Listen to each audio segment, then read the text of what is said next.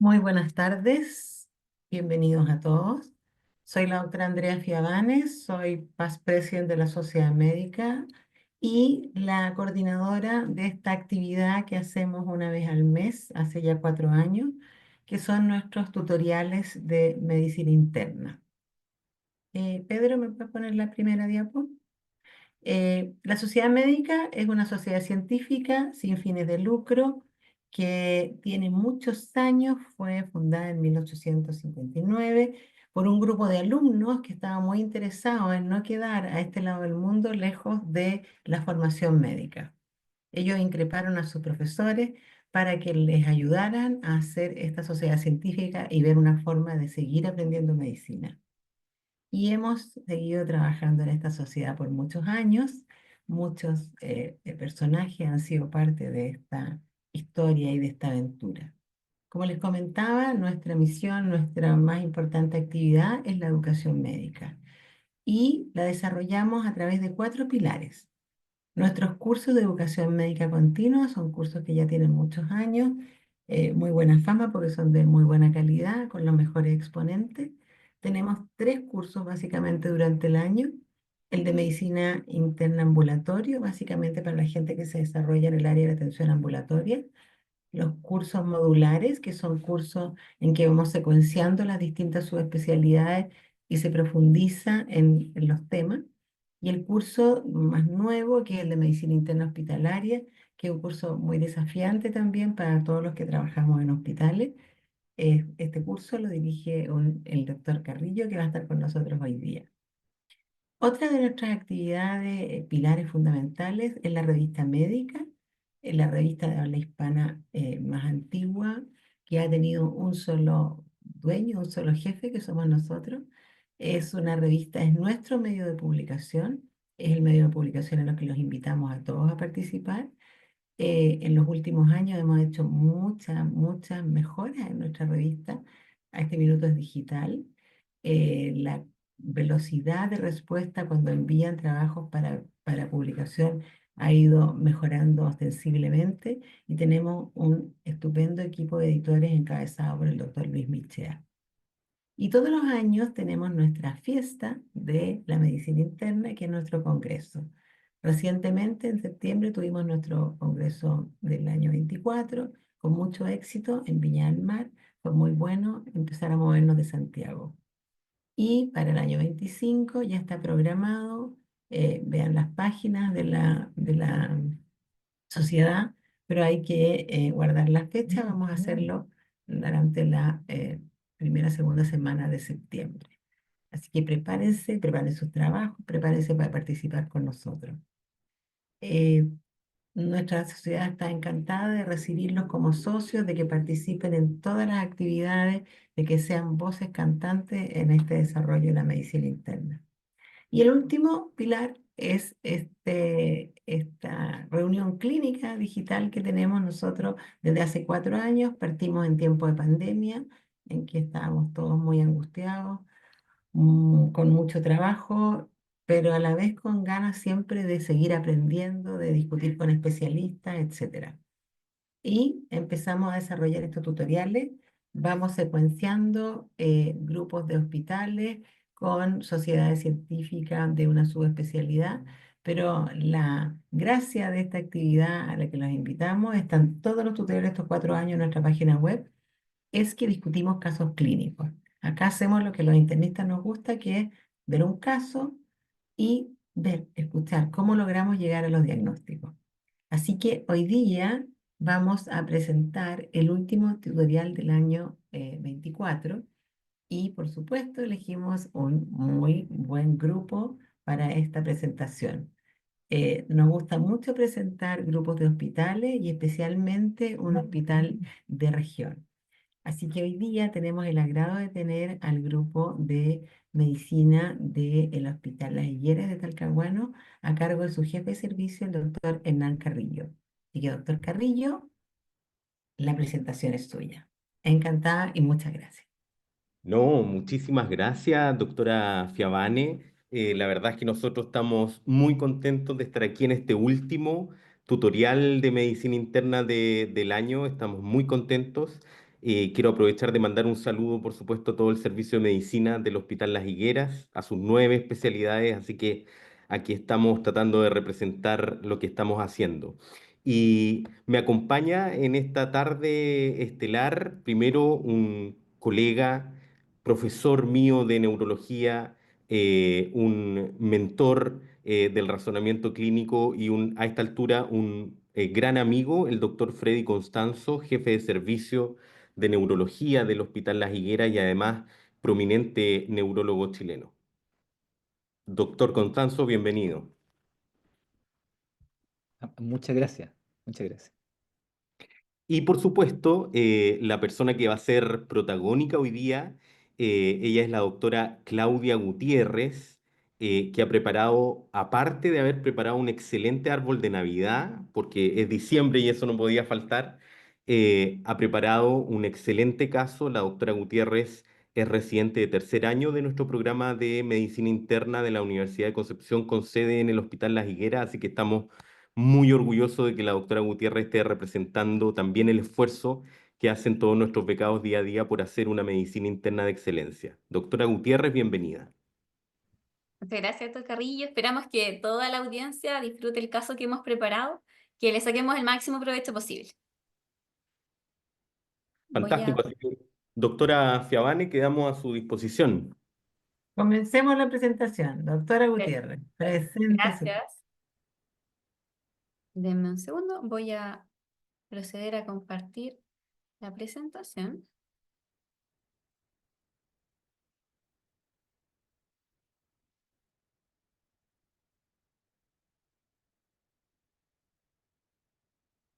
¿Me corroboran, por favor, si se ve bien?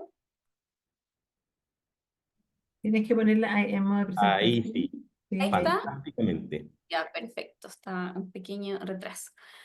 Bueno, como les comentábamos, esta es nuestra última reunión del año y para este tutorial que hemos titulado Toxidromes que engañan caso de dos, vamos a situarnos en el día 2 de enero del presente año, donde llegan a la emergencia de nuestro hospital Las Higueras de Talcahuano un paciente de 72 años, jubilado, con antecedente de hipertensión arterial, dislipidemia, artrosis, que no tiene historia de reacciones adversas a medicamentos, tampoco cirugías, y que usa como parte de su tratamiento farmacológico crónico losartán, hidroclorotiazida, amlodipino, atorvastatina, omeprazol y paracetamol. Y en el box de al lado ingresa su esposa, de 66 años, también jubilada, con antecedentes de un hipotiroidismo. Tampoco ella tenía historia de reacción adversa a fármacos ni cirugías previas y utilizaba solamente levotiroxina. Ellos fueron derivados desde un SAPU local con una historia de un cambio de gas que había ocurrido hacía 2 días en su domicilio y los derivan como una sospecha de intoxicación por monóxido de carbono. El varón tenía los siguientes síntomas: cefalea, mareos, náuseas, somnolencia y diplopia. Y su esposa tenía los mismos síntomas y se agregaba una disnea leve. Así que aquí invito a la audiencia a que nos colaboren con esta primera pregunta, que sería: ¿cuál de los siguientes síntomas elegirían ustedes para orientarse mediante un esquema diagnóstico? ¿Sería acaso la cefalea? ¿Escogerían las náuseas, la diplopia, los mareos, la somnolencia? Cuéntenos, por favor, su opinión. Aquí quizás, doctora, hacer algún comentario respecto del razonamiento clínico.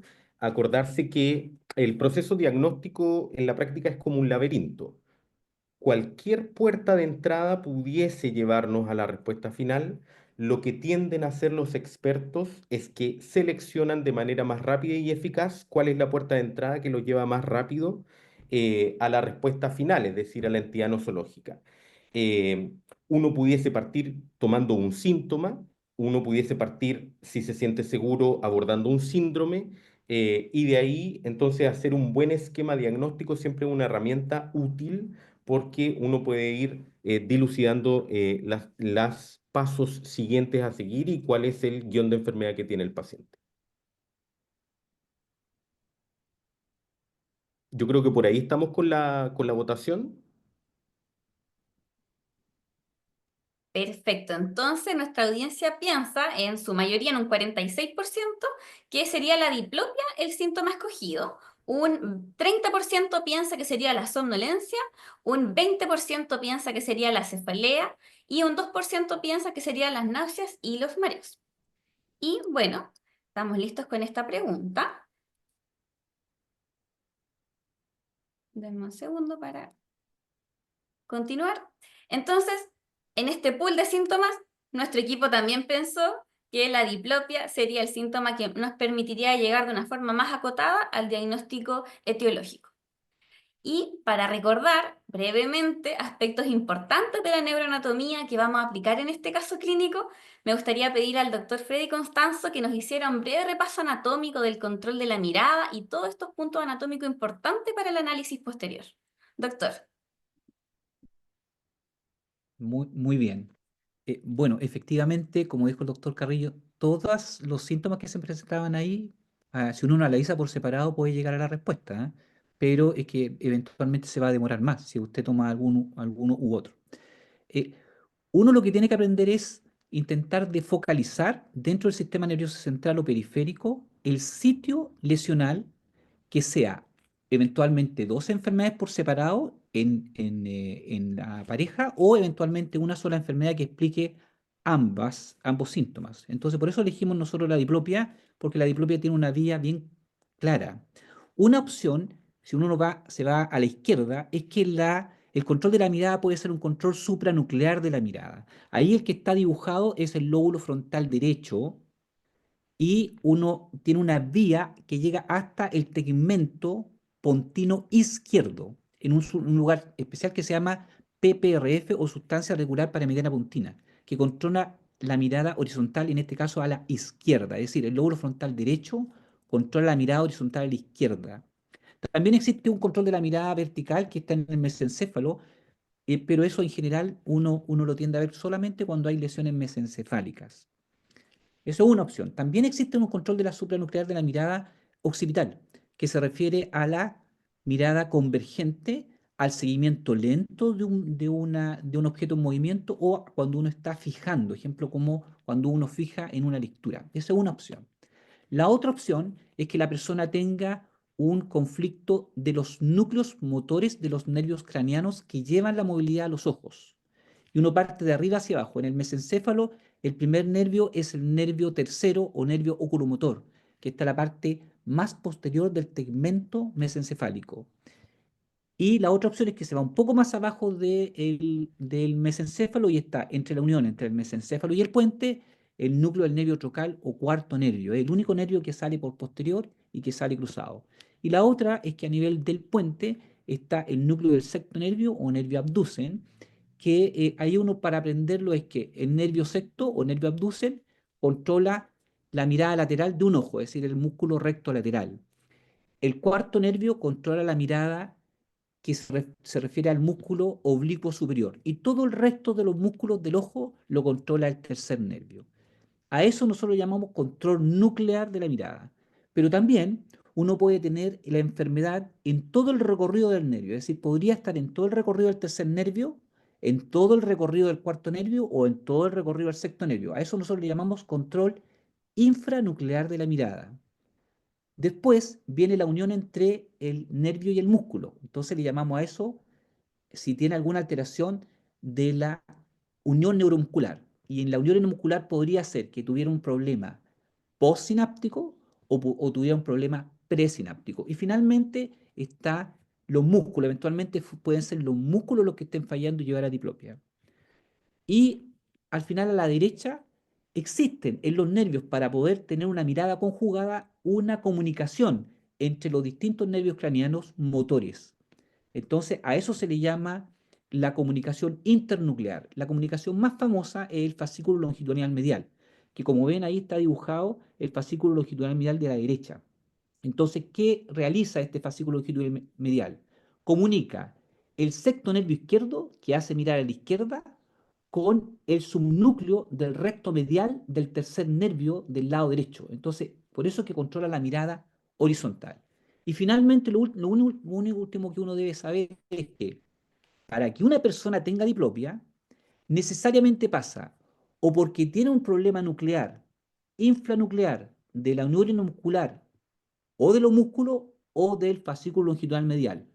Los trastornos supranucleares no generan diplopia, por lo tanto, el dibujo del lado izquierdo no es el problema donde está ahí, o está de los núcleos, de los nervios, de la unión del músculo o de la unión entre los núcleos motores de los nervios oculomotores. Sigamos. Perfecto. Para mirar el recorrido que tienen los tres nervios oculomotores una vez salen del mesencéfalo, entonces ahí en verde está el tercer nervio. El tercer nervio nace justo de la fosa interpeduncular. Entonces se va hacia adelante por al lado de la carótida en el seno cavernoso, cruza hacia la órbita a través de una abertura bien larga que se llama fisura orbitaria superior. Después viene el cuarto nervio. El cuarto nervio es el único nervio que sale por detrás, la parte más inferior del mesencéfalo. Se va por al lado del mesencéfalo, eso tiene un nombre, se llama sistema ambiens. Se va después por el lado de la carótida, es decir, en el seno cavernoso, e ingresa a la órbita a través de la fisura orbitaria superior. Y finalmente está el sexto nervio, en el surco entre el puente y el bulbo. Este es un nervio muy largo, ¿se fijan? Es un nervio que sube, sube, sube por el clivus, ingresa también por lateral y por inferior en el seno cavernoso a la órbita, termina ingresando también a través de la fisura orbitaria superior y termina inervando el músculo recto lateral.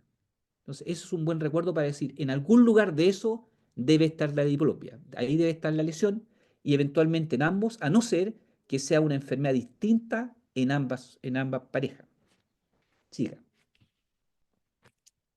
Entonces, para efecto de esta presentación, nosotros quisimos graficar todos los posibles sitios anatómicos que pudiesen haber estado comprometidos para que vayamos entendiendo cómo, en la medida que vamos obteniendo hallazgos en la anamnesis, en el examen físico y en los estudios complementarios, vamos a ir pudiendo descartar distintas causas. Entonces, al lado izquierdo tenemos toda la vía del control de la mirada que nos acaba de recordar el doctor Constanzo, y al lado derecho tenemos causas sistémicas, metabólicas, toxinas, etcétera, que también pudieran generar diplopia.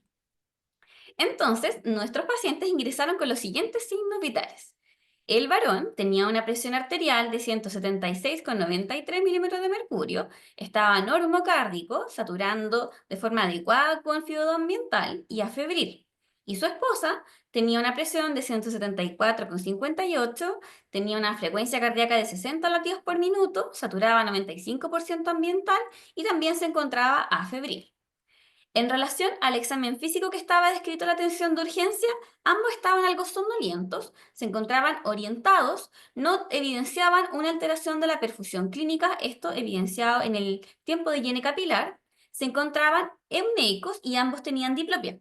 Sin embargo, no está descrita la semiología exacta de la diplopia para saber si esto correspondía a una anomalía en la dirección de un músculo específico que nos permitiera indicar con exactitud dónde estaba el problema. Si esto era un problema a nivel del nervio y fuese nuclear, fuera algo infranuclear que comprometiera la placa neuromuscular o el músculo. Y del laboratorio de ingreso podemos ver que el varón tenía un recuento de leucocitos de 12.120, no tenía anemia, las plaquetas también estaban en rango. Hallazgos similares se encontraban en el laboratorio de su esposa. La proteína C reactiva en ambos casos estaba normal. Y la glicemia, que en este caso no era de ayuno, estaba en 110 para el caso del varón, en 108 para su esposa. La creatininemia del esposo era de 0,98 miligramos por decilitro, mientras que la de su esposa en 0,68. No tenían alteraciones significativas de los electrolitos, salvo esta hipocalemia leve que tenía el esposo de 3,4, y no habían alteraciones severas de trastorno ácido-base, y la carboxihemoglobina también estaba adecuada. En lo que es perfil hepático, tampoco habían alteraciones significativas, la coagulación estaba adecuada, ambos tenían CK total normal, ninguno tenía orina inflamatoria y se les realizó un test de drogas en orina a ambos pacientes que resultó negativo. Para efecto del resto de la presentación, todas las cosas que ustedes vean escritas en color azul van a corresponder a los resultados del varón, y lo que esté escrito en morado van a ser resultados de la dama. Entonces, con estos laboratorios preliminares ya podemos ir descartando varias cosas. Primero, sabemos que no es un trastorno supranuclear de la mirada porque el doctor Constanza nos acaba de comentar de que una lesión en este nivel no genera diplopia. Sabemos que no es a causa de una hipoglicemia porque ambos tenían glicemia normal. También pudimos descartar la hipocalemia, la hipocalcemia y de momento no hay historia de algún fármaco que pueda generar esta sintomatología, al menos evidenciado lo que se rescató de la anamnesis. Sin embargo, ocurre un quiebre clínico a las pocas horas de ingresado al servicio de urgencia, donde el varón comienza con un deterioro marcado, tanto en su estado de conciencia como con la aparición de otros síntomas. Si recordamos, él estaba orientado, lúcido, y ya estaba teniendo ahora un Glasgow de 13 puntos. Empezó de forma abrupta con cialorrea, disartria, disfagia, diaforesis y evolucionó con insuficiencia respiratoria que en este momento estaba requiriendo una mascarilla de alto flujo y se evidenciaba ya el uso de musculatura accesoria. Su esposa se mantenía en mejores condiciones, no tenía cefalorrea, no tenía disfagia, pero ya estaba empezando a presentar cefaloparesia, paresia de los orbiculares y también estaba evolucionando con insuficiencia respiratoria, pero que lograba ser manejada con una cánula nasal de bajo flujo. Para el varón, lo que se definió entonces fue administrar bolos de atropina en las dosis señaladas acá en la diapositiva, y dado que había evolucionado con una insuficiencia respiratoria grave, se definió iniciar el manejo con secuencia de intubación rápida. Se procedió a intubar en primer intento sin mayores contratiempos. Se le inició antibiótico-terapia empírica vía asociada y se instalaron los dispositivos invasivos en espera de que llegara la UCI. La esposa logró mantenerse con una cánula nasal de bajo flujo y en estas condiciones fueron evaluados por UPC. Y la verdad es que llamaba la atención qué estaba ocurriendo con ambos pacientes que habían llegado relativamente estables y que uno de ellos ya estaba evolucionando de forma abrupta con un cuadro mucho más severo y por lo tanto podíamos predecir que había una alta probabilidad de que su esposa tuviese una evolución similar. Y acá entonces surgió la idea de que quizás estos pacientes estaban sufriendo una intoxicación. Y si recordamos, en este contexto aparece el concepto de los toxidromes, que son un conjunto de síntomas y signos que son característicos de un fármaco o una clase de fármacos y que nos permite establecer una sospecha diagnóstica para poder dar un tratamiento específico. Así que acá tenemos la segunda pregunta, que es ¿a cuál toxidrome creen ustedes que corresponde este cuadro clínico? Y para recordar los síntomas, entonces, tenemos que los pacientes empezaron con cialorrea, diaforesis, insuficiencia respiratoria y debilidad muscular. Entonces, ¿a cuál toxidrome creen ustedes que corresponde? ¿Será esto un toxidrome hipnótico, opioide, simpático mimético, colinérgico o anticolinérgico? Sí, Claudia, yo por mientras que el público responde, agregar algunas cosas del punto de vista diagnóstico. Yo pienso que con la información que tenemos, efectivamente, el mejor síndrome para hacer un enfrentamiento eficaz de este paciente y de estos dos pacientes es un toxidrome. Las claves diagnósticas están en que son dos casos concomitantes, por lo tanto uno debiese asumir que hay una fuente común y que tienen, por supuesto, un espectro sintomático que pudiese uno considerar relativamente clásico de un toxidrome y sobre todo con una evolución que es progresiva. Yo creo que aquí es donde tenemos que quizás hacer un buen razonamiento y no anclarnos en qué sentido o no hacer un cierre precoz. Fue muy tentador, ¿no es cierto? Este dato anamnéstico de la exposición a gas, ¿no es cierto? Para haber pensado en una intoxicación por monóxido de carbono, que fue la derivación correcta, a mi parecer, con la información disponible que se hizo desde el SAPU. Eh, pero obviamente descartada, ¿no es cierto?, de entrada con los gases que nos permitieron ver que la carboximoglobina estaba en un nivel bajo, menos de 10% se considera que descarta el diagnóstico. Eh, entonces tenemos que mantener, yo creo, las opciones abiertas.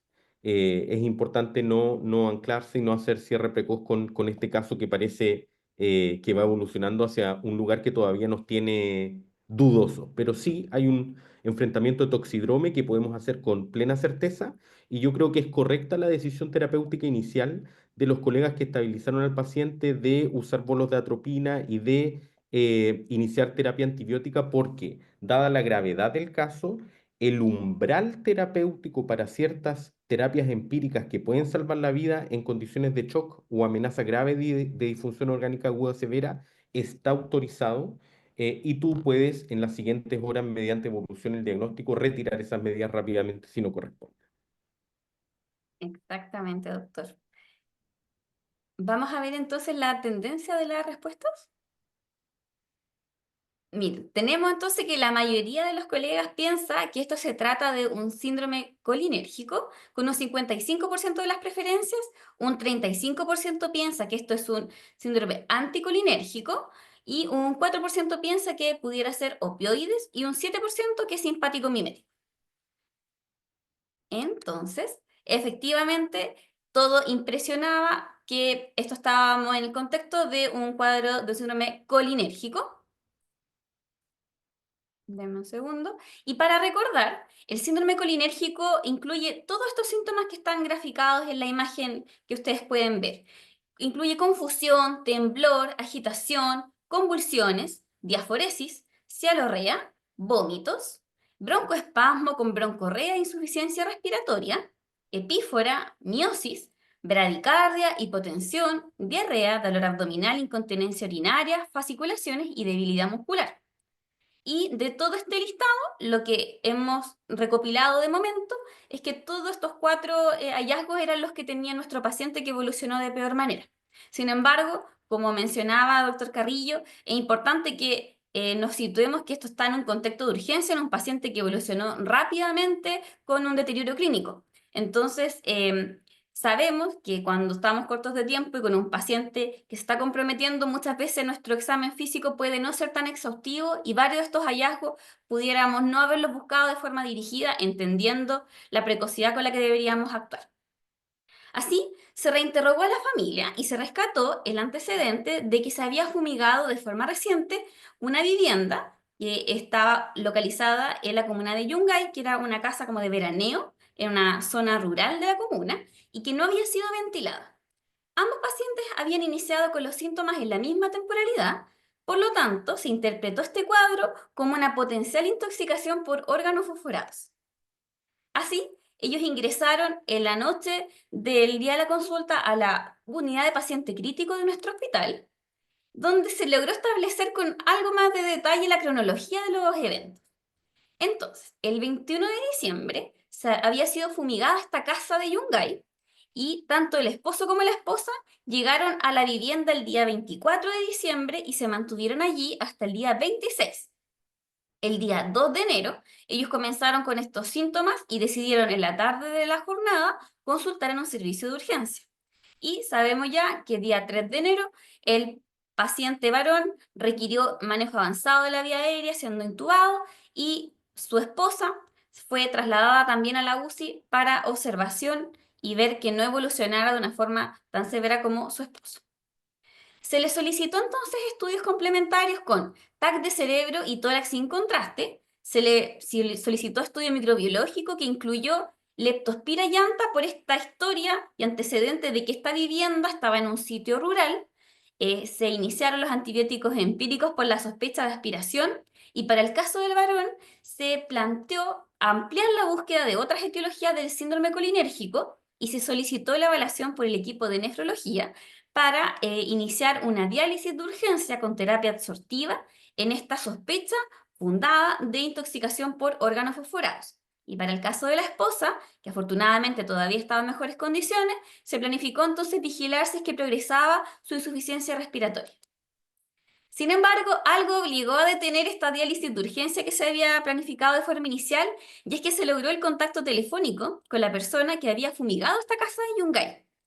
Y la persona logró rescatar lo que había utilizado y era esta sustancia que se llama Aquapest, que es un pesticida que contiene alfa-cipermetrina.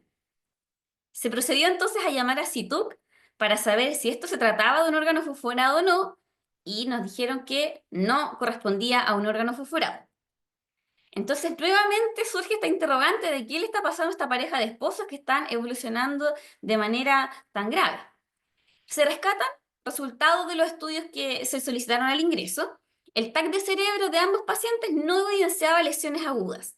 El TAC de tórax sin contraste del varón mostraba focos de condensación bivasales y posteriores, y en el caso de su esposa se veían atelectasias bivasales.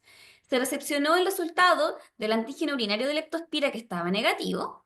El estudio de ANTA también resultó negativo y se le solicitó una PCR de virus respiratorios en el contexto de esta insuficiencia respiratoria, que también fue negativo. La TSH de ambos pacientes fue normal y el medio interno se mantenía estable, muy similar al laboratorio de la urgencia.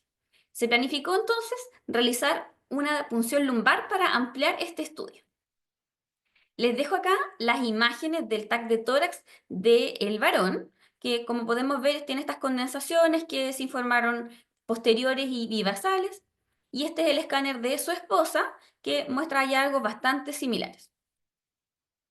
El estudio de líquido cefalorraquídeo finalmente resultó normal para ambos, y el film array de meningitis también estaba negativo. En este contexto, se solicitó elaboración por el equipo de neurología de turno, que por supuesto pudo solamente examinar a la esposa, ya que el varón se encontraba bajo efecto de fármacos porque había sido recientemente intubado, por lo tanto el examen neurológico era algo limitado. Entonces lo que reporta esta colega, que realizó un examen neurológico completo, y de lo cual rescataremos lo importante, es que la paciente tenía un examen mental normal en los nervios craneanos, las pupilas estaban isocóricas y reactivas, pero ya tenía ptosis bilateral. Se evidenciaba una paresia del recto lateral izquierdo y del recto superior de ambos ojos, que era mayor a derecha.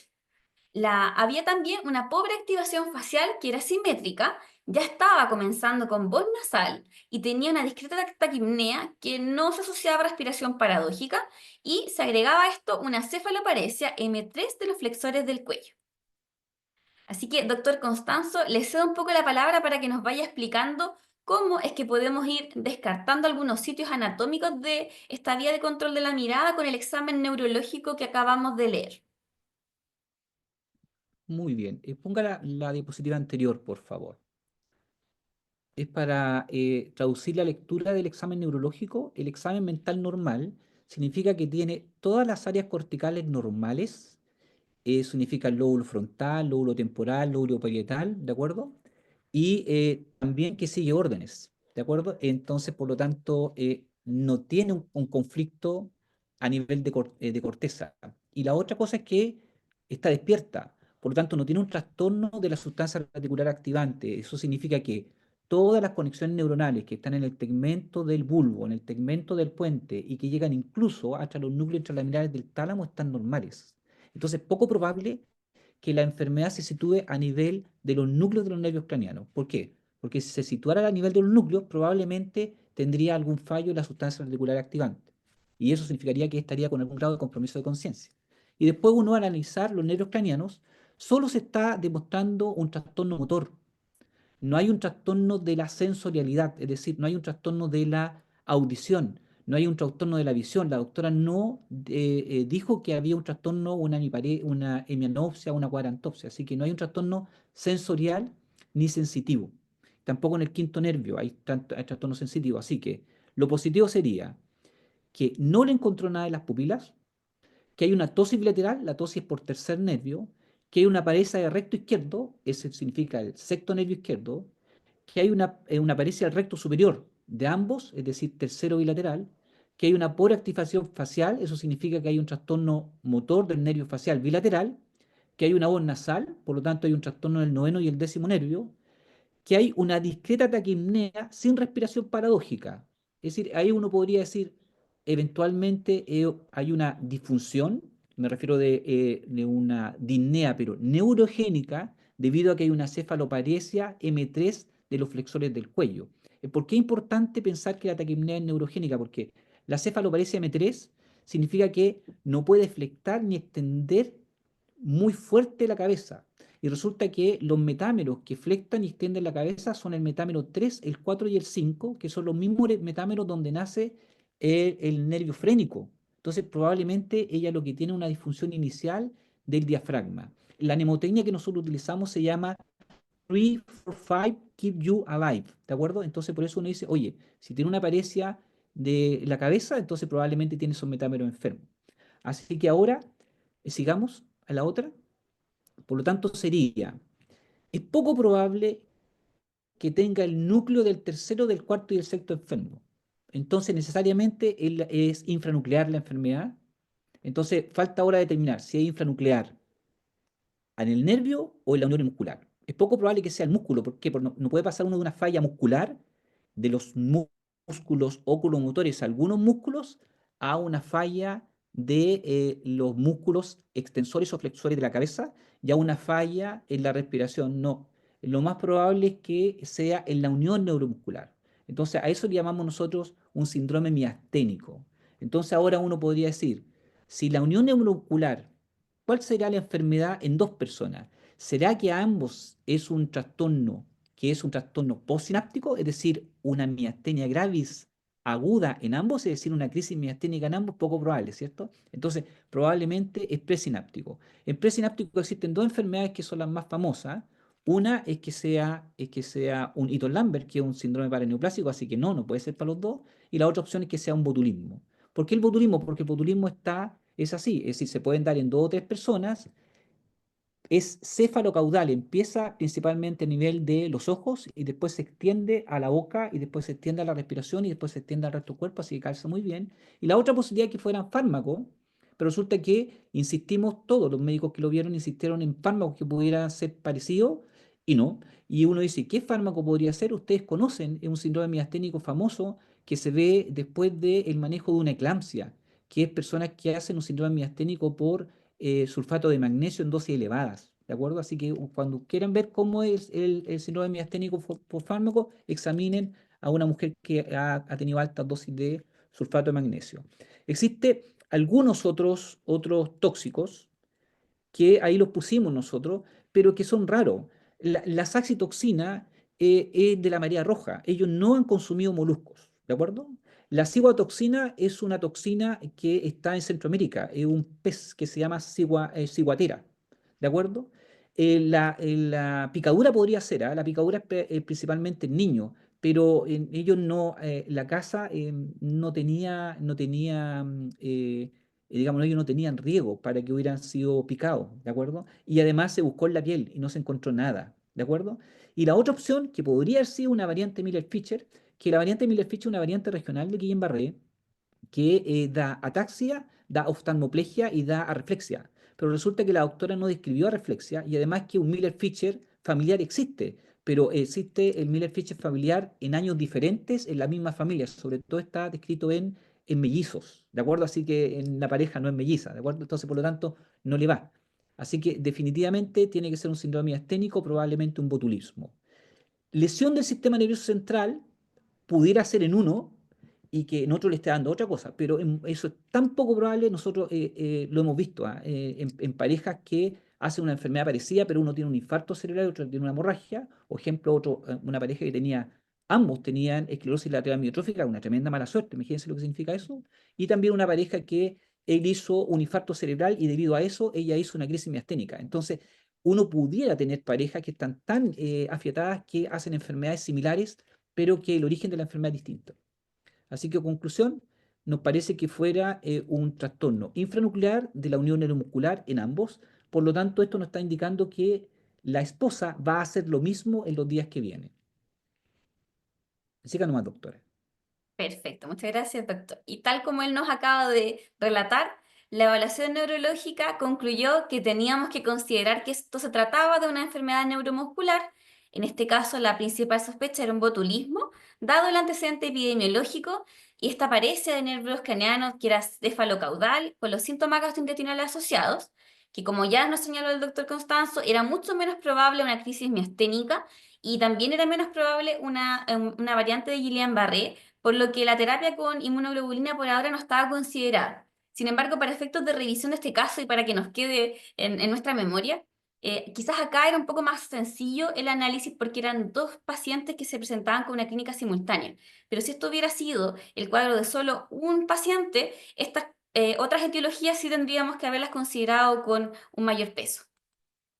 Entonces, acá viene nuestra tercera pregunta, que es, ante casos de botulismo alimentario, ¿cuál conducta administrativa es imperativa realizar?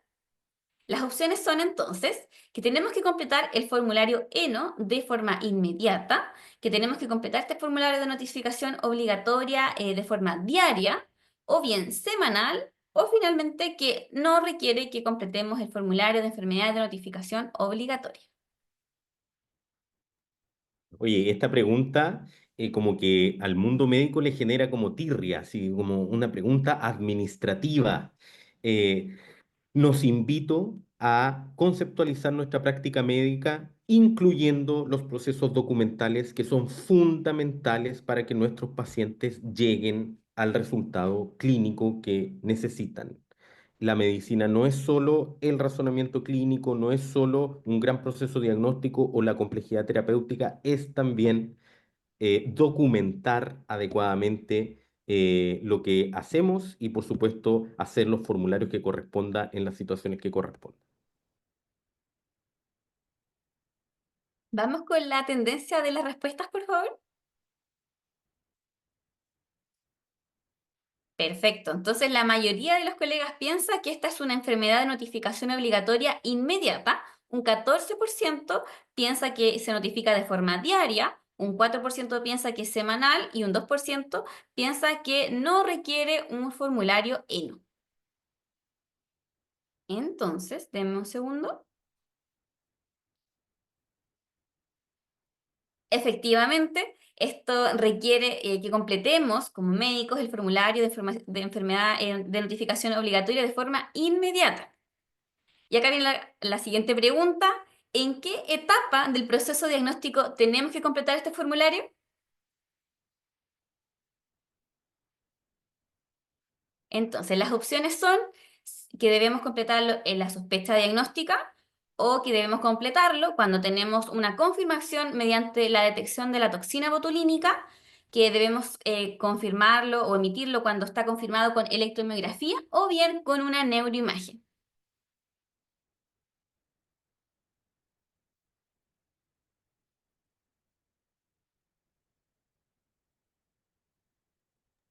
¿Vamos a la respuesta, doctora? Perfecto.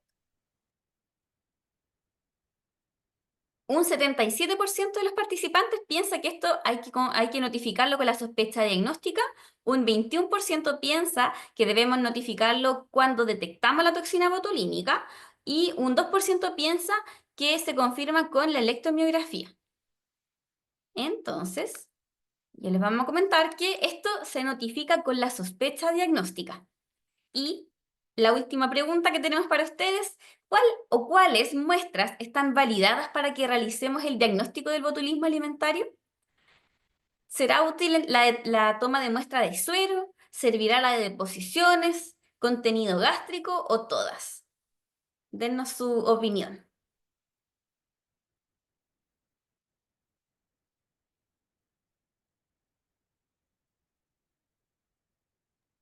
Creo que ya hay una tendencia fuerte en el público. Yo también pienso lo mismo. ¿Vamos con los resultados? Exactamente, la gran mayoría piensa que todas las muestras son válidas, esto con un 68% de las preferencias, un 23% piensa que se diagnostica con una muestra de suero, un 9% piensa que se diagnostica con una muestra de deposiciones. Y la respuesta a esto es que todas estas muestras son útiles. Y esto está publicado en las directrices del Instituto de Salud Pública, ¿ya? Que nos señala que los tipos de muestra validados pueden ser contenido gástrico, deposiciones, vómitos, enemas con agua estéril y, por supuesto, el suero. Y la precaución que hay que tener es que esta muestra debe ser tomada antes de que se administre la antitoxina. Y les dejo acá en la diapositiva los volúmenes que son requeridos para cada tipo de muestra. Entonces, las últimas etapas de esta evaluación neurológica incluían, por supuesto, que notificáramos esta sospecha diagnóstica al equipo de epidemiología para la toma de las muestras pertinentes y que solicitáramos a la brevedad el suero antitoxina. Además, en los estudios complementarios propios de la especialidad, se planteó que esto se complementara con un estudio de conducción nerviosa y un test de estimulación repetitiva, que se realizara el estudio de líquido cefalorraquídeo para estudiar otras causas inflamatorias e infecciosas que explicaran este compromiso múltiple de nervios craneanos y que además explicaran que estaban comprometidos los metámeros C3, C4, C5. Sugirieron que consultáramos con el CITUC si con este Aquapes se había descrito intoxicación y por supuesto que consideráramos también otras toxinas domiciliarias y en la eventualidad de que requiriésemos descartar lesión estructural, lo complementáramos con una resonancia de cerebro, ya que el TAC no había mostrado lesiones agudas. Al día siguiente, estos pacientes son reevaluados por el equipo de neurología. Y a esta cronología de eventos que ya conocíamos, se le agregó una anamnesis alimentaria dirigida y se rescató lo siguiente. El día 24 de diciembre, ambos pacientes consumieron un enlatado no casero, que era en este caso leche condensada y leche evaporada. Todos estos datos se recabaron con la esposa, que todavía estaba vigil y no estaba intubada. Y el día 30 de diciembre ya no logró recordar con exactitud qué comieron. El día 1 de enero comieron tallarines con ensaladas, que están descritas ahí en la diapositiva, y el día 2 de enero comieron pollo con arroz, mote con huesillos y crema, que fue comprado en un supermercado, y también pan de Pascua y uvas. Sin embargo, acá hubo un dato importante, y es que todos estos alimentos del 30 al 2 de enero fueron también consumidos por la hija de ambos, el yerno y los 2 nietos, y ninguno de los otros integrantes de la familia tenía síntomas. En lo referido a la cronología de los síntomas, ella más bien, refirió que desde las 6 de la mañana ambos habían comenzado de forma progresiva con mareos, náuseas, vómitos, diplopia, cansancio, disnea, disartria, boca seca, tosis y desorientación. Consultaron en la tarde del 2 de enero en APS, de donde los derivaron a nuestro hospital, fueron evaluados alrededor de las 11 de la noche y como ya vimos, a las 10 de la mañana del día 3 de enero, nuestro paciente sufrió este quiebre clínico que implicó manejo avanzado de la vía aérea, se retiró la sedación en la tarde, posterior a su ingreso a la unidad de paciente crítico. El examen neurológico del varón, que ahora sí se podía realizar una vez retirada esta sedación, implicaba lo siguiente. Se reportó un FOR de 4 puntos, el paciente se encontraba en sopor profundo, logrando despertar al dolor, pero se mantiene sin poder seguir indicaciones porque tenía una tetraplegia. No lograba el cierre palpebral por amenaza, tenía tosis y las pupilas estaban midriáticas y arreflécticas. Los óculos cefálicos estaban negativos, el corneal estaba también negativo de forma bilateral, no había mueca facial, solo lograba fruncir el ceño al estímulo doloroso, sí lograba gatillar el ventilador mecánico y el reflejo de oxígeno se encontraba preservado. En lo motor se reportó una tetraplegia flácida con triple flexión al estímulo en pies. En el examen sensitivo tenía una mueca sutil en la frente al dolor con esfuerzo ventilatorio, los reflejos totendinosos estaban disminuidos o abolidos y llamaba la atención que tenía plantares extensores. Sin embargo, el TAC de cerebro, como ya habíamos visto, no tenía lesiones agudas. El neurólogo, que en este caso fue el doctor Constanzo, revisó las imágenes y describió que había leucoencefalopatía periventricular y de troncoencéfalo. Entonces, se concluye que este paciente estaba presentando una tetraplegia cefalocaudal aguda en estudio y se encontraba esto en el contexto de una alta sospecha de un botulismo alimentario. El plan entonces fue manejar a este paciente como un paciente enclaustrado y consciente, administrar la antitoxina posterior a su gestión de solicitud y completar estudio con la muestra de las deposiciones en suero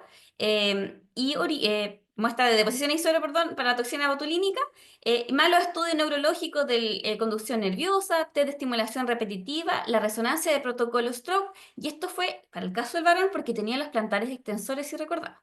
Y por supuesto generar el aviso a la unidad de epidemiología para que se evaluara la casa y el resto del grupo familiar, considerando que ellos también quizás podían evolucionar de la misma manera que esta pareja. Lo referido al examen neurológico de la mujer, lo importante fue que el FOR No fue aplicable esta vez porque tenía más tosis, pero lograba 16 puntos al abrir los párpados. Ya tenía disartria. Y en los nervios craneanos, las pupilas sí se mantenían isocóricas y reactivas, pero tenía tosis bilateral y ahora la oculoparesia ya era severa en todas las direcciones. Mantenía así la voz nasal, tenía en lo motor una cefaloparesia M3 de los flexores del cuello y lograba contar solo hasta 10. Los reflejos estaban conservados de forma bilateral y el reflejo cutáneo plantar era flexor bilateral y en lo que era neuroimagen, el TAC de encéfalo no evidenciaba lesiones agudas. Entonces, doctor Constanzo, coméntenos por favor cómo pudimos avanzar en el descarte de algunas etiologías con el examen neurológico que acabamos de revisar. Bien, respecto del varón, lo que Hay más llama la retroceso. atención es, exacto, ahí. Respecto del varón, uno dice está en sopor profundo, pero es porque todavía tiene efecto farmacológico y no tiene cierre palpebral por la amenaza, pero eventualmente es porque el orbicular de los párpados no funciona, una opción, y la otra es porque puede que no vea bien. ¿Por qué puede que no vea bien? Porque tiene pupilas midriáticas reflécticas. Entonces, no hay enfermedad en neurológica grave que se manifieste así, me refiero que sea parenquimatosa, ¿ya? Ahora, como tiene los plantares extensores, por supuesto que puede tener un botulismo y además haber hecho un infarto cerebral, ¿de acuerdo? Porque, ejemplo, puede haber hecho una FA paroxística, es un infarto cerebral. La probabilidad de que tenga un infarto de puente y genere eso es baja, porque el infarto de puente es agudo, es ictal, ¿de acuerdo? Es decir, en horas se manifiesta, no es así como esto que ha sido en días o en 2 días y medio máximo. La otra cosa útil es que ambos reportaron que tenían boca seca al inicio, ¿de acuerdo? Y después le apareció la celorrea. Entonces, el botulismo cursa con boca seca.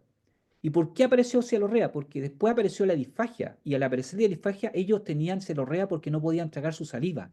Es decir, la poca saliva que formaban no la podían tragar, ¿de acuerdo? Entonces, realmente no era celorrea, sino que era imposibilidad de tragar su saliva. Siga con la siguiente. Y la siguiente. Y la dama, ella lo que nosotros estamos viendo como pocas veces es ver qué le va a pasar en el futuro, porque ya sabemos que a ella le va a pasar probablemente lo que le está pasando a su marido. Entonces uno puede decir, ¿cuál es la diferencia entre los dos de que a ella le está pasando menos y más lento que a él? Ellos pesaban aproximadamente lo mismo, ¿ah? Entonces casi que seguro que él tiene que haber comido más que ella. ¿Ya? Eso es. Lo que le causó el problema, lo comió más él. Sigamos. Así es que fármacos definitivamente no fue porque le preguntamos a todo el mundo, lo fueron a visitar a su casa y definitivamente fármaco no es. Así que necesariamente, digamos, como primer diagnóstico es posible que sea un botulismo y nos queda una posibilidad de que tenga una lesión aguda el marido debido a que tiene los plantares extensores y que sea concordante con este probable botulismo o eventualmente sea un plantar extensor porque tenga una leucoencefalopatía y sean infartos lacunarios antiguos y que se mantiene el pavincio o el plantar extensor y sea un hallazgo solamente de una lesión antigua. Eso lo vamos a ver con la resonancia. Exactamente. Y como ya nos pudo anticipar el doctor Constanzo, la resonancia mostró leucocariosis y descartó lesiones agudas y que esto estaba en el contexto de una lesión antigua. Entonces, como ya nos mencionó el doctor, no necesitábamos una bolita de cristal para saber qué le iba a ocurrir a esta esposa y el día 4 de enero, alrededor del mediodía y posterior a haber sido entrevistada y examinada por el doctor Constanzo, la paciente requirió también manejo avanzado de vía aérea y se procedió a la intubación. Se administró la antitoxina botulínica que se había solicitado el día 5 de enero para ambos pacientes. Y si recordamos, este era el examen neurológico pre-toxina botulínica. El día 8 de enero, nuestro paciente varón tenía un FOR que no era evaluable porque todavía estaba con oculoplegia, pero ya lograba seguir órdenes adecuadamente. En lo mental, lograba seguir órdenes de 2 elementos. En lo que eran nervios craneanos, las pupilas estaban midriáticas, pero ya reflécticas. En eso había una diferencia respecto a lo previo. La tosis bilateral se mantenía, pero ya lograba abrir sutilmente los párpados, mantenía la oculoplegia, el corneal, que estaba antes abolido, ahora estaba presente bilateral, mantenía el gatillo del ventilador mecánico y el reflejo tusígeno se mantenía conservado. Y Esta tetraplegia ya ahora era una tetraparesia M2 aproximal y M4 distal.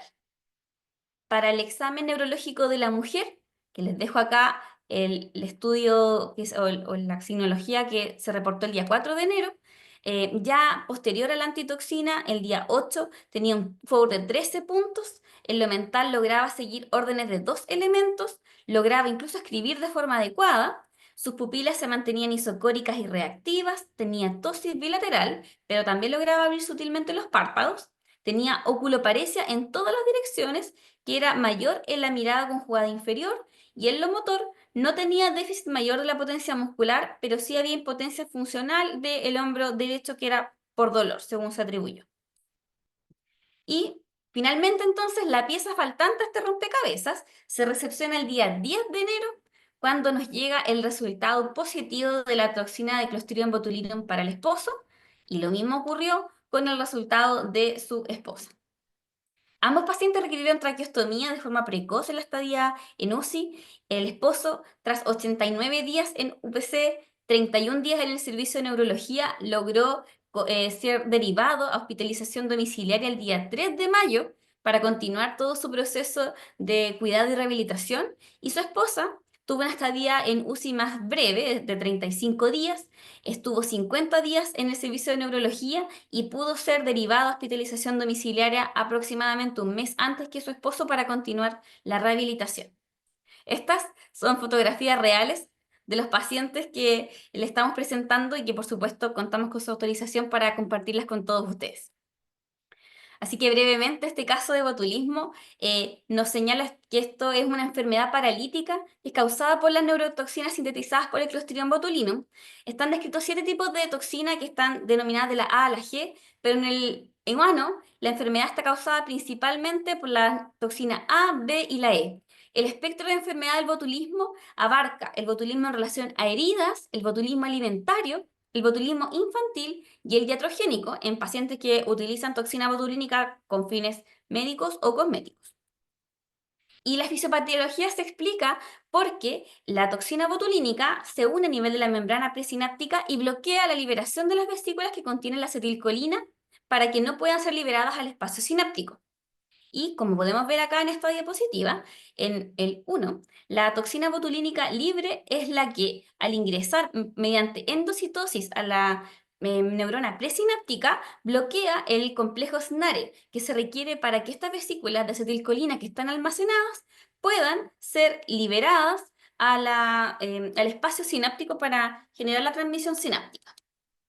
El inicio de los síntomas suele ser en las primeras 12 a 72 horas, y el síndrome clásico que se describe es la parálisis de los nervios craneales, principalmente el tercero y sexto, más la parálisis flácida simétrica descendente.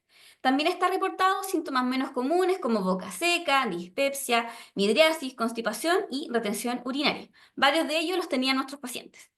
Y respecto a la debilidad, el compromiso suele ser bilateral de los nervios vulvares y además esta debilidad tiene una progresión clásica que comienza en la cabeza, progresa al cuello, a las extremidades superiores, al diafragma y luego a las extremidades inferiores y es más de proximal a distal, evolucionando en casos severos hacia la insuficiencia respiratoria, donde este bloqueo de la transmisión sináptica a nivel de los músculos respiratorios puede determinar un tiempo de recuperación bien prolongado, y estos pacientes pueden requerir ventilación mecánica invasiva en promedio 2 a 8 semanas, incluso hasta 7 meses según reporta la literatura, lo cual también se enmarca dentro de la evolución que tuvieron nuestros pacientes. Y el manejo del botulismo tiene 2 grandes pilares, que son el soporte vital y la administración de la antitoxina botulínica. Sin embargo, esta antitoxina solo bloquea la fracción libre de la toxina botulínica, por lo tanto, es vital que se solicite y se administre de la forma más precoz posible. Y como mensajes finales, desde lo administrativo, recordemos entonces completar el formulario de la enfermedad de notificación obligatoria con la sospecha clínica de botulismo en cualquiera de sus formas de presentación.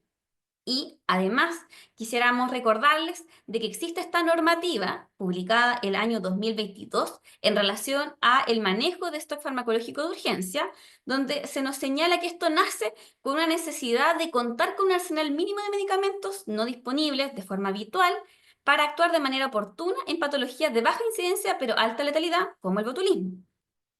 Esto fue actualizado en el 2017 y acá surge el concepto de la CAFU, que es la Comisión de Asistencia Farmacológica de Urgencia. Y esto señala que a nivel nacional es la farmacia de urgencia del Hospital de Urgencia Dr. Alejandro del Río quien debe mantener en existencia estos fármacos críticos.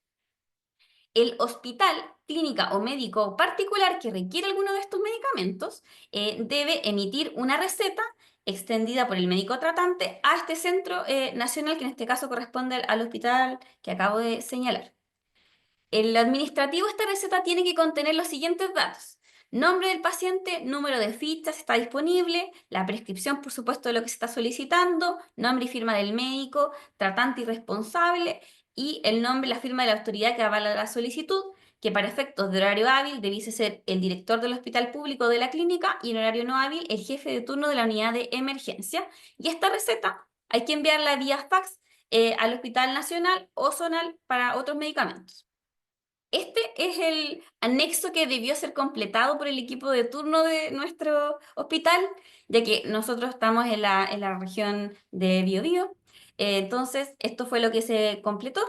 Y además, recordar que debe enviarse este anexo 4 una vez que se recepciona el medicamento y se debe señalar en qué calidad fue recepcionado.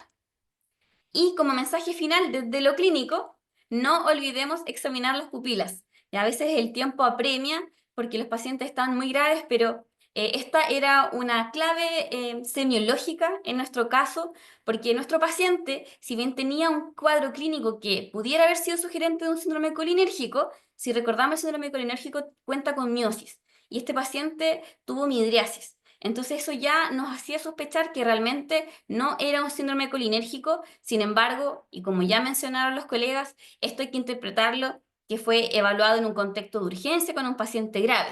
Sin embargo, el llamado es a que cuando nosotros tengamos al paciente relativamente estabilizado, completemos a cabalidad el examen físico.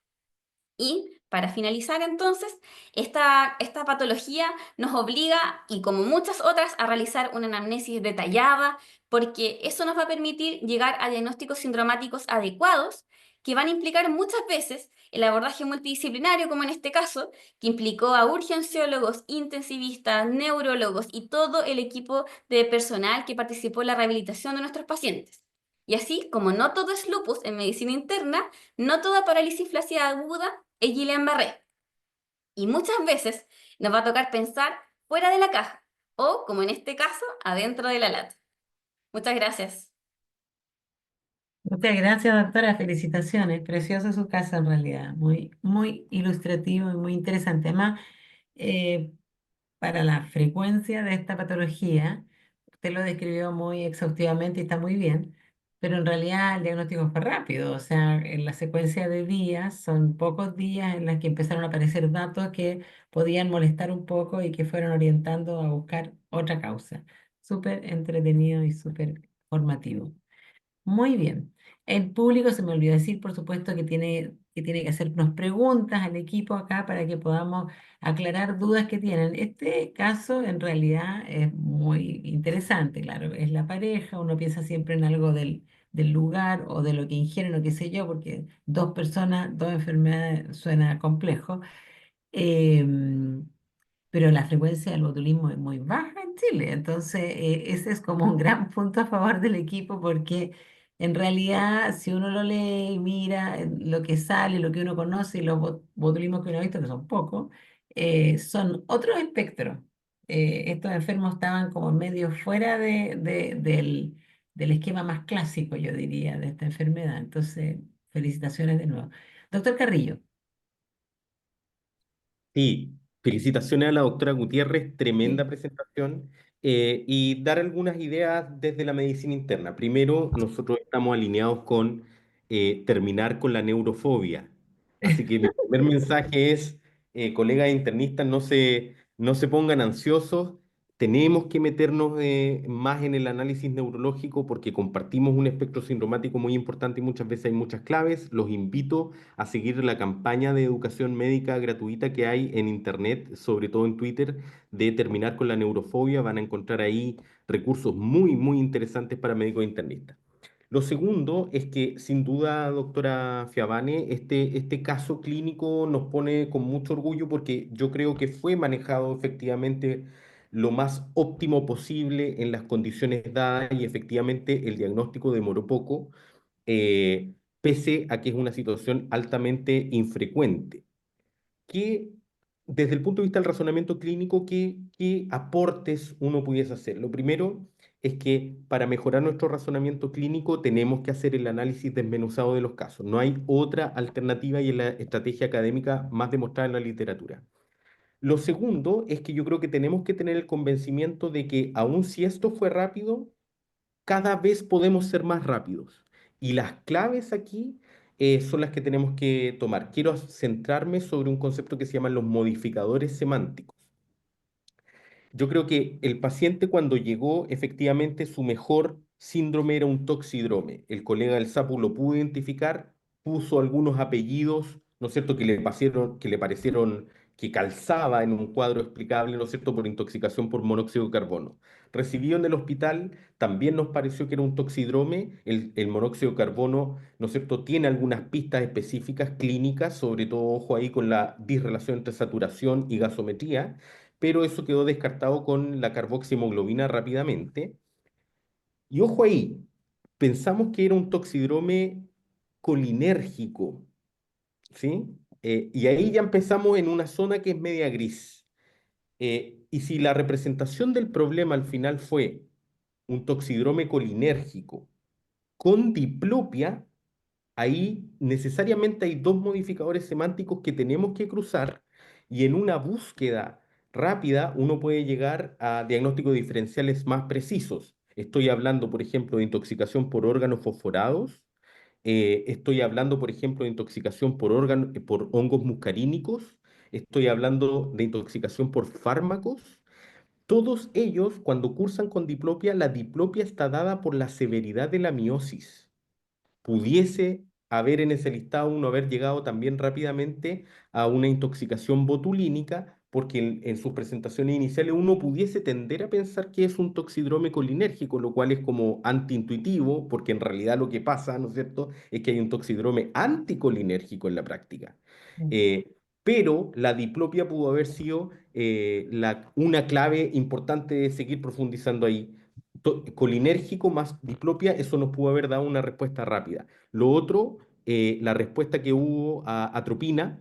Acuérdense que la atropina en toxidrome colinérgico se usa para disminuir los síntomas muscarínicos, entonces hubiese habido que controlar con la broncorrea, con la ocultación, con la frecuencia cardíaca y la estabilización hemodinámica. Y lo otro, la clave entre toda la profundidad neurológica que nos dio el doctor Constanzo, otra clave que apareció más tarde fue la tosis bilateral.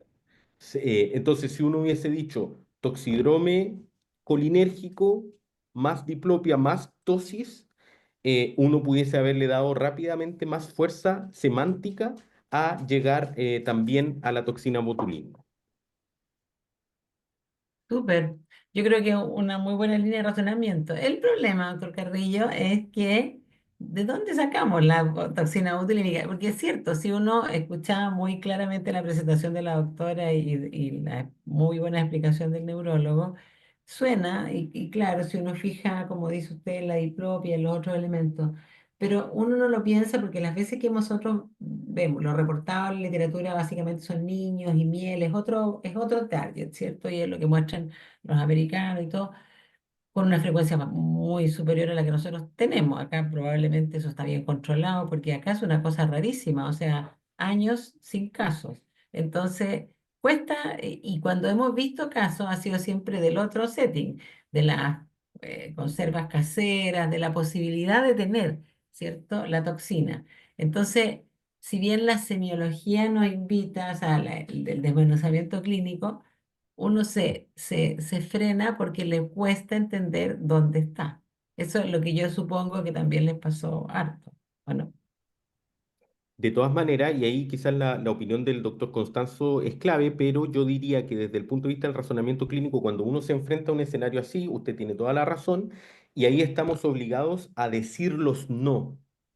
Acuérdense que epistemológicamente decir el no es más verdadero que decir el sí. sí, Claro. Eh, por lo tanto, lo que hubo que hacer y que la doctora Gutiérrez lo mostró muy claramente es que uno define sindromáticamente un escenario con diagnósticos diferenciales acotados y no le queda otra que ir diciendo este no, este no, este no, este no, formalmente con el estudio complementario correspondiente. Y por supuesto, cuando todos te quedan no, hasta lo más improbable puede resultar una sospecha diagnóstica viable y por lo tanto actuar en consecuencia. Súper. Doctor Constanzo, ¿qué nos quiere agregar a Puedo nuestra... dar mi opinión. Sí, hay habitual, nosotros le copiamos a medicina interna, es decir, al revés, los médicos internistas no deben de tener, no sé, medicina interna fobia también, ¿sí? Es lo mismo. El- Respecto a los toxidromes, un síndrome anticolinérgico que sea gatillado por órganos fosforados da un olor especial. ¿Ah? Es muy llamativo el olor. Yo seguro que los colegas que han visto alguna vez un síndrome así se han dado cuenta cómo las secreciones y la piel toman un olor especial. Entonces, eso es importante. La otra cosa es que cuando uno hace el examen neurológico, no es la descripción de síntomas y signos lo que uno está buscando. Eso no es así. Lo que uno está buscando es la localización exacta de la enfermedad. En este caso, la enfermedad no estaba dentro del encéfalo ni de la médula espinal, porque no tendría un síndrome medular y no tenía síntomas corticales, ni tenía tampoco síntomas de mesencéfalo, de puente y de bulbo. Lo que tenía era síntomas infranucleares oculares. Y además tuvo cosas generales, un poco de mareo, un poco boca seca. Entonces, uno tiene que decir, ¿qué otra enfermedad mucho más frecuente que el botulismo puede ser? Y una opción podría haber sido la apoplejía hipoficiaria. Pero resulta que una apoplejía hipoficiaria doble es muy poco probable. Otra opción podría haber sido un infarto de puente en una persona y en la otra persona una hemorragia. Yo una vez tuve, y fue muy curioso, dos personas que me llegaron igual. Y la situación fue que ella le dio una hemorragia cerebral y quedó con una tetraplegia. Y el marido al verla le dio una taquicardia supraventricular y dio un infarto extenso de puente. Así que llegaron los dos con una semiología muy parecida. Ella murió inmediatamente, se murió no más de 24 horas y él murió a los 2 o 3 días. Y la familia preguntaba por qué. Entonces yo a la familia dije que el marido murió de amor, porque en el fondo fue tanta su impresión que murió de eso. ¿Se fija? Tanta la impresión que al final los dos fallecieron de un accidente vascular, pero uno hemorrágico y otro isquémico. Entonces existen esas rarezas, ¿ah? De acuerdo, uno las ve ocasionalmente. Así que en este caso lo que nos ayudó fue insistir en buscar la semiología de los nervios craneanos oculomotores e intentar de buscar todas las enfermedades que seguían ese recorrido. Y cuando se agregó la tosis, se agregó la parálisis facial, se alejó la disfagia debido, y por esa razón que no tragaban saliva, entonces uno entendió que era progresivo. Y la única enfermedad que da progresivo muy común es un Miller-Fisher, pero tampoco puede ser un Miller-Fisher doble. Así que necesariamente era una toxina. Entonces uno decía, oye, ¿qué toxina será? Entonces le insisto, no pueden ser las toxinas raras de Centroamérica, ¿de acuerdo? Hay una toxina que da harto en Japón que se llama la tetradotoxina, ¿de acuerdo? Que es la del pez globo, no sé si la han visto en la televisión. Entonces el pez globo es muy rico y todo, pero hay que prepararlo bien, por eso es que es tan caro, precisamente para que no mate. Y así que, como no era de esa toxina, entonces ahí uno puede decir, ¿sabes qué? Definitivamente es la toxina poco común que nadie ve, pero que es el botulismo. Esa es más o menos la secuencia que utilizamos. Doctor Carrillo? Y yo agregar también una cuestión desde el razonamiento clínico, los modificadores semánticos, hay que entrenarse para identificarlos cada vez más rápidamente porque esos te llevan a acotar incluso lo improbable. Lo otro es la evolución en el tiempo, las relaciones temporales. Hiperagudo, minutos, horas. Agudo, horas, días. Subagudo, días, semanas. Crónico, semanas, meses. Desde esa perspectiva, uno pudiese haber dicho, oye, ¿cuál es la relación temporal de una intoxicación por órgano fosforado? Es necesariamente un fenómeno hiperagudo, son minutos, horas entre la exposición y la intoxicación severa. Por lo tanto, no había una relación temporal plausible entre los dos para la sospecha. Por ejemplo, la tetradotoxina también es una toxina que a nosotros no nos toca, pero que la presentación clínica es hiperaguda. En cambio, el botulismo es una relación, como describió la doctora Gutiérrez, aguda e incluso en algunas reportes subaguda. habitualmente 1 a 2 días, pero puede llegar hasta 12 días. Hay casos reportados de extensión entre la exposición y los síntomas más graves. Entonces, ahí hay otra clave. Modificadores semánticos, entrenarse rápidamente para identificarlos. Relaciones temporales son muy también importantes. Súper. Y lo otro es que yo, bueno, yo creo que lo remarcó re bien, Doc, es que en este territorio de los no, como dijo muy correctamente, también está algo a lo que hay que pelearle mucho, que es la soberbia que nosotros de repente tenemos. Porque en el fondo, claro, diagnóstico raro, todo el mundo un poco extraviado y uno podría haber dicho, no, esto es y esto es, nadie sabía lo que el enfermo tenía. Entonces el ejercicio de ir haciendo el descarte correcto, yo creo que es tremendamente sano para los pacientes y también para el proceso, obvio, el proceso diagnóstico del enfermo, pero para el proceso docente, porque claro, uno tiene a veces la tendencia de irse derecho a algo que uno está convencido, pero puede estar profundamente equivocado. Así que yo creo que ese también es una gran enseñanza de este caso.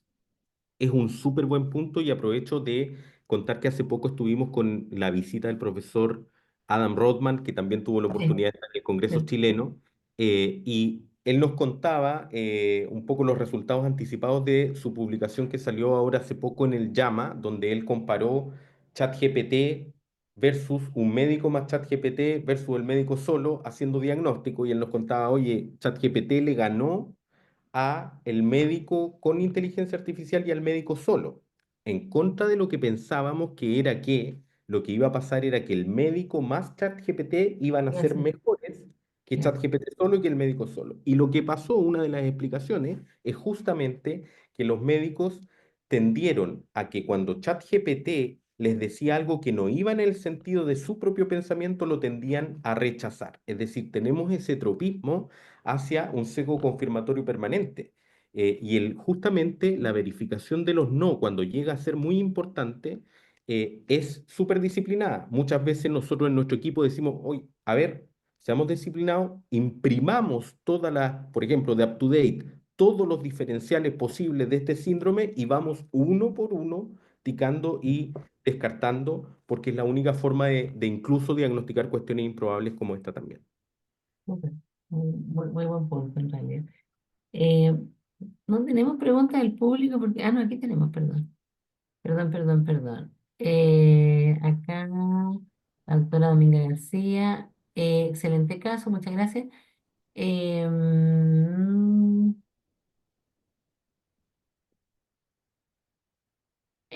claro, acá dice, claro, como eran los dos, tiene todo lo que ya hemos conversado, ¿verdad? Que es lo que hace pensar que sea algo local, como de tóxico o lo que sea. Pero ella nos pregunta que si fuera solo uno, podría haber sido bastante más difícil por lo que conversamos, porque no era una tan evidente muestra como si hubiera tenido una, no sé, conserva hecha en casa, qué sé yo qué. Entonces, dato de historia o algo del tratamiento que orientara, por ejemplo, o que lo diferenciara de una crisis miasténica. Eso nos pregunta. Algo de lo que ustedes revisaron o lo que el doctor Constanzo nos puede decir que lo diferenciara profundamente, porque claro, dos, pero si hubiera sido un solo cristiano, si la Muy, señora no hubiera comido nada, habríamos muy, tenido más muy, problemas. la pregunta es excelente pensando en un solo caso, ¿de acuerdo? Ujú. Porque lo que nosotros hubiéramos hecho es hecho un diagnóstico diferencial rápido en una persona que tiene una oculoplegia, ¿de acuerdo? Entonces, ahí hubiéramos, es lo que justo acabo de decir antes, la oculoplegia más grave es que sea una apoplejía hipoficiaria, escáner negativo, entonces problema aparte. Lo segundo es que sea un Miller-Fisher. Los Miller-Fisher en general no se tratan, ¿de acuerdo? Los Miller-Fisher es una variante regional de síndrome de Guillain-Barré que genera oculoparesia, que genera ataxia y genera arreflexia. Ninguno de los dos tenía arreflexia al inicio, entonces eventualmente podría ser un Miller-Fisher, pero un Miller-Fisher, insisto, no es una enfermedad grave. Entonces nos queda la posibilidad de que sea una miastenia gravis, es decir, una crisis miasténica, ¿de acuerdo? Entonces, ¿qué es lo que haríamos con la persona? Pasamos a evitar tener un problema de ventana de oportunidad. Entonces, lo que hubiéramos hecho hubiera sido le hacemos plasmaféresis y rápidamente pasamos al estudio de conducción nerviosa con la estimulación repetitiva. Los, los patrones de estudio de conducción nerviosa son, si fuera un Miller-Fisher, probablemente tendría un trastorno de la conducción que no es axonal, sino que es desmielinizante. Una opción. Si hubiera sido una miastenia gravis, hubiera tenido un patrón decremental con un estudio de conducción nerviosa negativo. Si es un botulismo, hubiera tenido un patrón incremental después de haberle hecho ejercicio. Entonces, es el estudio de conducción nerviosa el que hubiera hecho el diagnóstico. Nosotros tenemos rápido el estudio de conducción nerviosa. De hecho, en estos pacientes se hizo 48 horas después. Después que le hicimos el segundo examen neurológico, ya teníamos el estudio de conducción nerviosa con estimulación repetitiva. Entonces, si hubiera sido uno solo, le hubiéramos hecho plasmaféresis y hubiéramos hecho el estudio de conducción nerviosa. Y si el estudio de conducción nerviosa es positivo, entonces lo hubiéramos catalogado como botulismo y le hubiéramos dado antitoxina botulínica. Es decir, probablemente no hubiéramos demorado 48 horas en hacer el diagnóstico. Magnífica respuesta. Entonces, lo felicitan mucho en el chat y obviamente hay que felicitarlo. Doctora Gutiérrez, cuéntame, ¿qué es lo que más aprendiste en este caso? Bueno, yo creo que el principal mensaje es lo importante de que seamos acuciosos y que esa acuciosidad la utilicemos para descartar los diagnósticos que van a ser más letales y que van a estar más determinados por el pronóstico en términos de que si nuestra conducta se retrasa, el paciente va a evolucionar peor. ¿Ya? En este caso, como ya han todos comentado, quizá era un poco más sencillo el análisis porque eran dos pacientes y eso ya nos permitía ir descartando algunas etiologías, pero el botulismo es una enfermedad que muchas veces nos va a llegar al servicio de urgencia y rápidamente tenemos que rescatar ese dato o que si se nos pasa por la mente tenemos que tomar la conducta. Los resultados de los estudios confirmatorios se pueden tardar 24, 48 horas o más y esa es una ventana de oportunidad de tratamiento que no podemos perder. Estos pacientes, para que ustedes sepan, además de estar tomaditos de la mano ahí en los pasillos de nuestro hospital, están caminando, haciendo ejercicio, tocando guitarra, tenemos fotos del paciente. Entonces, yo me quedo con que una vez que nosotros nos entrenamos en hacer un examen físico acucioso, ser exhaustivos en la anamnesis y que se nos pasa por la mente un diagnóstico que es tiempo dependiente, tenemos que ser confiados en que nuestra conducta va a ser en favor del paciente y tomar las acciones pertinentes. ¿Ya? Por eso mismo fue que incluimos este tema administrativo que implica toda la solicitud del suero antitoxina, porque si bien es un caso raro, a nosotros nos tocó acá más hacia el sur, imagínense hubo que pedir esta antitoxina vía avión. Entonces, la idea es que si le ocurre a algún colega en cualquier parte de Chile, sepa que el recurso está disponible, que llegan, que se puede tardar algunas horas, pero va a llegar y los únicos beneficiados van a ser nuestros pacientes. Así que yo creo que ese es el principal, como la principal enseñanza que yo saco de este caso, que fue un desafío para todo el equipo. Súper, doctora. Doctor Carrillo, ¿quiere contarnos algo de cierto? Y yo solamente dar algunos mensajes respecto sobre todo la última pregunta. Yo diría que aquí lo clave para la medicina interna es los toxidromes, hay que estudiarlos. Yo creo que los colegas de urgenciología han enseñado muchísimo respecto de esto y tenemos que aprender de ellos. Toxidrome más diplopia no es una situación tan frecuente. Ese es un modificador semántico que hay que recoger. Eh, lo otro es que las relaciones temporales, cuando uno ya se puede sentar un poco a pensar. Y por último, que no en todos los escenarios uno está llamado a hacer el diagnóstico de la entidad nosológica final. Lo más correcto en muchos escenarios es identificar la gravedad de un toxidrome potencialmente con evolución rápida, la necesidad de soporte vital avanzado. Y desde ahí uno va entrenando el razonamiento clínico para ser cada vez más veloz. Les digo lo último, se puede hacer un diagnóstico rápido, ágil y efectivo cada vez mejor. Eso lo podemos hacer. Súper, súper, súper importante poner acento en la gravedad del paciente. Bueno, yo los quiero felicitar y agradecer nuevamente porque no podíamos haber terminado mejor este año con este caso tan bonito. Así que muchas gracias a todos. Nos vemos. Muchas gracias. Chao. Chao, Chao. gracias. Chao. Chao, gracias.